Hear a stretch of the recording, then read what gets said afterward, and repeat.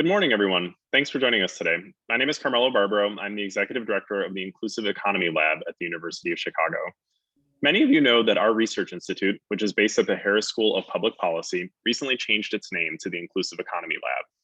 We did this because we believe that exclusion from educational, employment, and wealth-building opportunities lie at the heart of the inequities that we are grappling with as a society, and that if we do not directly address that exclusion, whether it's through institutional practices or policymaking, that we will not make meaningful progress as a society towards addressing these inequities. Inclusive Economy Talks are a series of conversations with colleagues and community members where we try to define what an inclusive economy would look like and what it will take to get there. We launched this series in April with a conversation with Amaya Pawar, a former alderman at the city of Chicago. As alderman, Amaya led nearly all labor policy and worker rights legislation passed in the 2010s. He is currently working on narrative change efforts around the guaranteed income and also on public banking options. A recording of that event is available on our website and YouTube channel. We also recently launched a blog on medium.com called Inclusive Economy Notes, where we're synthesizing and sharing reflections and learnings on creating an inclusive economy and on our work. So check that out. Today, I'm thrilled to welcome Amanda Cage to the second installment of Inclusive Economy Talks. Amanda has more than 25 years of federal workforce system, grant making, and organized labor experience. I met her when she served as a chief program officer at the Chicago Cook Workforce Partnership, where she managed a $70 million portfolio of public and private funding and a network of 50 grantees for the country's second largest workforce system. Currently, Amanda is president and CEO of the National Fund for Workforce Solutions, which collaborates with workers, employers, and communities to advance a skilled workforce, promote good jobs, and invest in equitable outcomes. She also sits on the board of WorkRise, a research to action network on jobs, workers, and mobility, and she's on the Federal Reserve Bank of Chicago's Advisory Council on Agriculture, Small Business, and Labor. Welcome, Amanda. It's great to see you. Hi, Carmelo. Thanks for having me. I do have to do a little shout out to the Harris School. I'm an alum, and I'm even drinking out of my Harris School mug. So thank you, Harris School, for helping me get here. Always happy to connect with a proud alum. So I just wanted to start out, Amanda, by asking you the big question guiding our work, which is, what do you think a more inclusive economy would look like given your work at the National Fund for Workforce Solutions? Yeah, and I think that's a really important question because we don't have a good example of what an inclusive economy looks like. We haven't had one in the history of the United States. I think one of the things that I've learned from being at the National Fund is that a lot of the entrenched and structural forces that both produce and reproduce inequities aren't unique to Chicago. So, you know, I'm from Chicago. I worked deeply in Chicago for many years, and we think of our problems as being Chicago problems. But we see some of the issues that we have in Chicago and lots of other cities. You know, we have transportation problems in Cleveland where workers of color can't get to their jobs because of inadequate public transportation. We see sort of the criminalization of poverty in Baltimore through constant fining and feeing people in a way that gets in the way of their job prospects. We see in Syracuse people not being able to connect, people of color not being able to connect to information technology jobs or the building trades. So I say that to say that, you know, these problems are widespread. You know, I think what an inclusive economy would look like is an economy where your zip code doesn't define your destiny. And we have the concept of that, especially in Chicago, in terms of the social determinants of health. And we saw that even more in the COVID crisis. But there's also social determinants of work. Your zip code, we shouldn't be able to tell from your zip code what your educational attainment is, what your wealth level is, and how you are able to pass that wealth down to people in your family, whether or not you're able to buy a home, and more importantly, how that home appreciates over time, whether or not there's a grocery store in your neighborhood. And you and I know that any researcher can do some predictiveness, you know, predict some of that just based on knowing somebody's race. No, I don't know whether I should find it. I'm also a native Chicagoan, and I don't know whether I should find it comforting that our problems are shared with other cities, or distressing, I guess I would say, but I'll go with comforting for now. I'll also say your comments about sort of employment and zip code really resonated with me, particularly when I think about the pandemic. You know, we did work last year where we saw that workers working in, you know, industries that made them either economically or medically vulnerable as a result of the pandemic were very, very concentrated in specific parts of the city. And so that had, you know, implications on how the disease spread. It had implications on whether or not small businesses could survive the pandemic in those communities when all of their customers were suffering economically. So it really, really resonated, and actually is a really nice segue to my second question, which is, can you elaborate a little bit more about some of the ways in which you've seen the pandemic, you know, affect Black workers and Latinx workers and white workers differently? Yeah, and I want to thank you all for doing that sort of real-time research, because the effects of the pandemic on people varied greatly. And I remember driving down the highway in Chicago, and there'd be signs that said like "COVID sees no color," or "COVID, your race doesn't matter." And I was like, those signs are wrong. It had very different effects on different communities. We know that Black and Latinx workers were more likely to work in jobs that exposed them and their families to COVID. And once they were exposed, they were more likely to be hospitalized or die from COVID, right? Those are worker exposures, right? So this idea of health and safety was very different for workers of color. We know that professionals, overwhelmingly white, were able to stay home and stay safe. And that continues, right? As we have conversations about what the workplace looks like in the future, there's more and more conversations of convenience for white workers, how they can work from home, manage their, balance their family life and their work life. We're not having those same conversations for the folks that we clapped for on the front lines. We are not seeing the conditions change for those folks. We know that people were more likely to lose their jobs because the industries that Black and Latinx workers were concentrated in were most affected by COVID. They were those frontline jobs that closed down. And we know that folks didn't have the resources to weather that storm, right? So, the Federal Reserve has this, seminal study that says most folks don't have $400 to be able to deal with an unexpected expense. So we saw those, that be the situation for workers.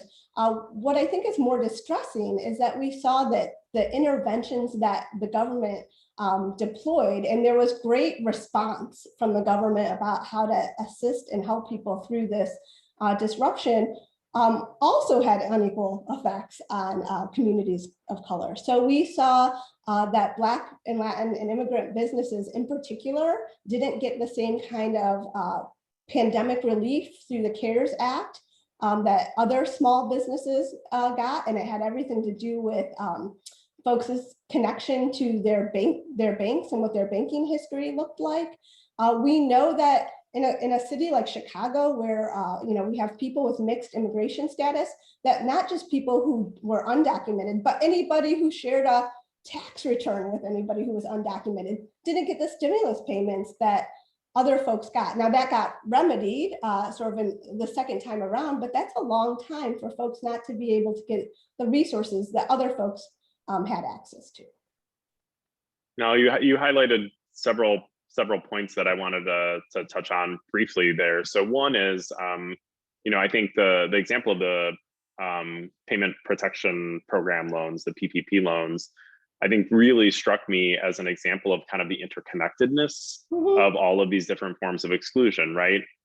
Business owners that have been excluded from opportunities to get capital under normal circumstances now can't access this federal program that's being deployed through the banks. So it just really, I think, reinforced for me the experience last year of kind of the interconnectedness. I also wanted to follow up on the point that you surfaced around sort of exposure to the virus during that time period for specific workers. One of the things the lab did in the early stages of the pandemic was an analysis where we tried to understand in what zip codes in the state positivity rates were highest, because that was sort of an indication that probably there wasn't enough testing and consequently probably not enough treatment. And one of the things that we were, in retrospect, everything makes sense, right? But when you first see it, you're surprised. One of the things that surprised us was that was uninsured, communities with large percentages of uninsured residents were more likely to have high positivity rates, right? Mhm. So I think for me, that really made me think about sort of job quality. Mhm. And as we think about the, and the fact that many people still don't have access to health insurance through their employers. So as we think about the sort of life post-COVID, right, and what an equitable recovery would look like, how do we address concerns about, job quality or access to health insurance, and what else should we be thinking about? Yeah, I mean, I think if folks didn't know this before, they know this now, which is, and it's a common refrain for us at the National Fund, which is we've built our economy on low quality jobs. And for those of us who were around sort of last time we had a recession and had to think about what a recovery looked like, we made the bad decision of allowing ourselves to build an economy on those bad jobs. It was sort of, we had this like mentality that any job was a good job. We just needed more and more and more jobs so we could get people back to work. And we sort of created the conditions that we had for COVID, right? Which was a lot of people who were in very precarious situations around their employment, very vulnerable, very fragile. And so I think it's critical. And I've seen a real shift in the thinking and the way that people are talking about this, that when we talk about job creation, we talk about quality jobs from the get-go. And help define what those quality jobs are, and make it clear that everybody can have quality jobs. It's not only particular industries that can have good jobs or particular kinds of employers that can have good jobs. There are lots of different elements that make a job desirable for folks, and we're seeing that play out right now, right? As employers are trying to sort of grab workers where they can, and what kinds of accommodations that they're making for folks to be able to recruit. But part of that is really understanding what are the elements. And at the National Fund, we sort of have this concept of a good job design. Like, you can design a good job, and there are core elements to that.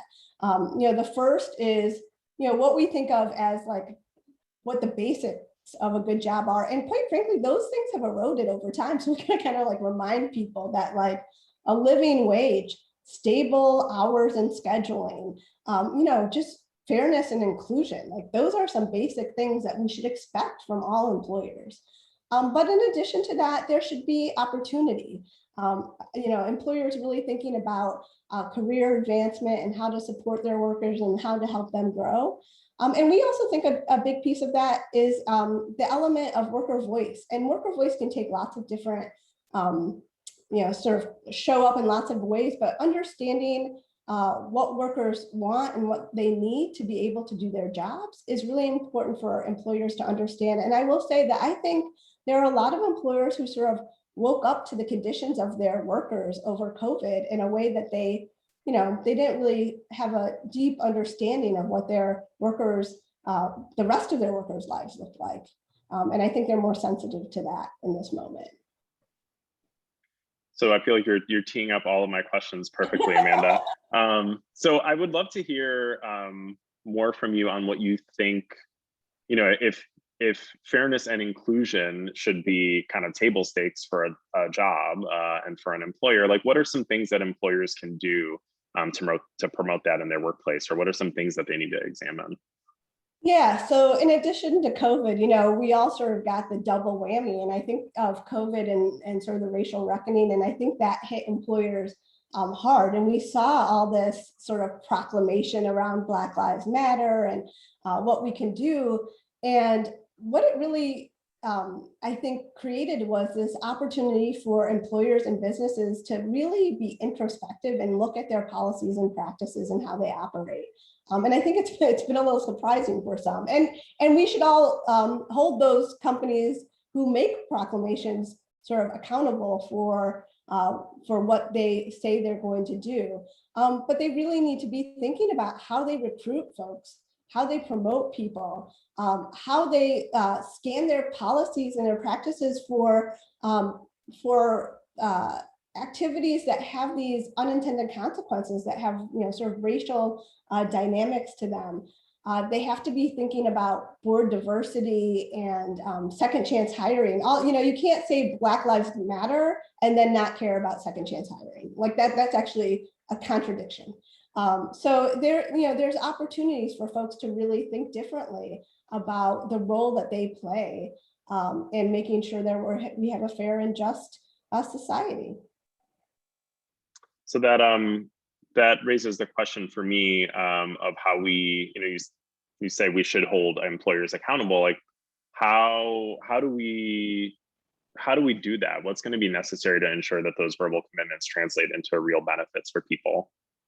Yeah, I think some of it is, there are lots of different ways to hold people accountable. I think there's a real resurgence of accountability in terms of like public practice and public policy, right? Folks who are really fighting for the opportunity to sort of raise the floor and create some conditions that we hold, that collectively as a public, we hold employers responsible for. And we've seen that in Chicago. Chicago and Cook County have been leaders in that space for a long time in terms of thinking about living wages and thinking about, ways that how to disrupt discriminatory practices. So I expect that Chicago will continue to be sort of an incubator of those kind of public ways that we can keep employers accountable. But I think we need to do it as, sort of consumers and thinking about how we, how we engage in, using our purchasing power. I think the really important piece, and again, as a research institute, I know this is important to you, is, looking at the data. There's all this, if you want to understand how companies are doing around their diversity commitments, like you kind of have to see the data about how they're doing about their diversity commitments, right? And so, asking folks not just to make the proclamation, but make it, be clear about how they're going to demonstrate progress against those measurements, be clear about what those measurements are, how they're going to measure their progress against them. And then, again, us holding them accountable for the things that they claim that they would like to do. Yeah, that really is important and really resonates with me. We recently did some work on our website, and one of the things that we did was to begin to share some information about our team, because we have a diverse team, but we believe also that our team needs to represent the city that we work in and the communities that we serve. And for us, I think sharing that information openly with the public was one way that we want to hold ourselves accountable. But we know that there's more work that we can do. On your point about research, what role do you see, so sort of beyond like holding employers accountable on these commitments, like what else can we as researchers do? What role can we play in building a more inclusive economy? What topics do you think we should be working on, or what kind of partnerships should we prioritize? I'd love to get your advice. Yeah, so again, I think in the chaos of COVID, and I know we worked also with some other researchers about understanding what was happening in the moment. I think that was critical. There was so much disruption, and trying to sort of make sense of what was happening was important for folks who were trying to make really difficult decisions with like small amounts of information, right? So, I'm a big fan of sort of real-time actionable data. There's this other piece that has happened in the last 15 months that I think is really important, which is a little bit of like, how did we get here? Especially when it comes to sort of what's been happening in terms of social policy and social practice. I'm amazed at how often I am in the room with sort of prominent economists who say things like, oh, I had no idea how much redlining had to do with the ability of Black families to build intergenerational wealth, right? Like there was a way that we got here. Or I had no idea that there were like large swaths of workers who were left out of labor protections because of who made up those workforces, right? In terms of, the hospitality industry, the childcare industry, that we have sort of different standards for them because Black and Latinas did that work, right? So I think there's a little bit of an awakening of like, it's a little bit of like, we need to understand our history to understand how we got here. And I think there's a lot of people going through that process. And I think there's some research that we can do to actually understand what those effects were, mostly so we don't make the same mistakes again, right? We're making big decisions right now about how we're going to engage in public policy, what kinds of things we're going to invest in. And we need to make sure we're not sort of replicating some of the racial discrimination of the past. Going back to the social determinants of work, I think it's really important for us to understand work supports and the conditions that workers live in and how it affects their ability to do work. It's so much of the focus for research, at least in my experience in the last 15 years, when there has been this real resurgence in research in the workforce development field, has been focused on programs and evaluating programs. And that's fine. I get a little frustrated as a practitioner because, I feel like I've witnessed or been adjacent to so many random control trial studies, and like, the results of that work kind of like went to a vault somewhere, and we're not really good at figuring out how to incorporate the lessons of that into the work that we're doing currently. I'll say this because, some of the folks who are involved in your leadership, like, we have to keep studying discrimination, right? Like, discrimination is an incredibly important factor in the labor market. We're just scratching the surface in terms of the way that discrimination limits people's opportunities, both individuals who are discriminated against, but also employers who are not being able to access the kind of talent that we know they need. Thanks for flagging that, Amanda. It is a topic that is obviously really important to Marianne Bertrand, the faculty director of the lab, and it is an area where we intend to do more work in the coming years. So we have taken, we are getting some questions from the audience, and wanted to lift up one of them to you. So this audience member says they heard the term second chance hiring and would like to learn more. What is second chance hiring? How can we encourage employers to engage in this?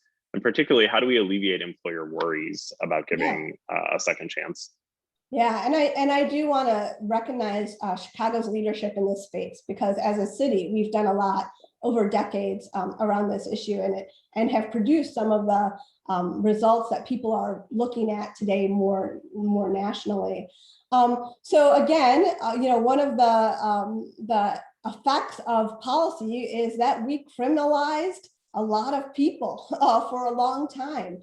We as a country witnessed sort of police violence and police brutality in a new way collectively in the last year and a half. But that level of criminalization has been happening for decades, and it means that especially in Black communities, especially Black men, we have a number of folks who were engaged in the criminal justice system and are coming out of the criminal justice system, sort of looking to reintegrate into society, reintegrate into work. And it's very difficult because there are lots of both sanctioned legal ways that folks with criminal records are discriminated against in the workplace, including codified ways that folks who have criminal records can't receive like occupational licensing, right, for different jobs, right? There's just so many ways that it's entrenched, or how many like criminal background checks that folks eliminate folks off the bat that are just really common in all hiring practices, as part of the hiring process. So second chance hiring is really having employers take a look at how they can actively, what they need to do to actively hire folks who have a criminal record, and how they can adjust their policies and their practices, how they can help in the training of those folks to enter back into the workforce and enter into their companies. I think that we see a lot of big, in terms of like thinking through like what concerns people have. we're seeing more and more sort of really sort of large firms and mainstream firms sort of get into the space in a way that I think makes other folks more comfortable. But it used to be that there were things like insurance requirements got in the way, right? Like that, there was concerns that I was going to take on this person and my insurance premiums were going to soar. So it takes some time to sort of look at all of those very like tangible, discrete barriers that people have, and to sort of tackle what they are and where they come from and how to get rid of them. But more and more employers are joining or sort of joining this movement to help folks reintegrate into society.